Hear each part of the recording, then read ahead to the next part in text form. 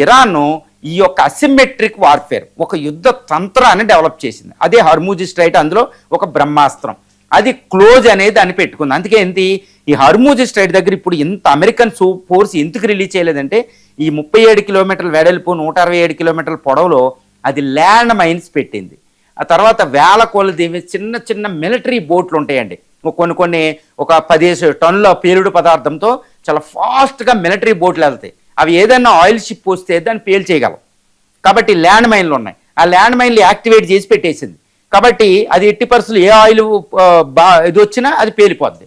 అందుకని ఇప్పటికే 3 ఆయిల్ ట్యాంకర్లు పేల్చేసింది అది ఒమాన్ తీరంలో, ఈ గల్ఫ్, తర్వాత ఈ దుబాయ్ తీరం దగ్గర.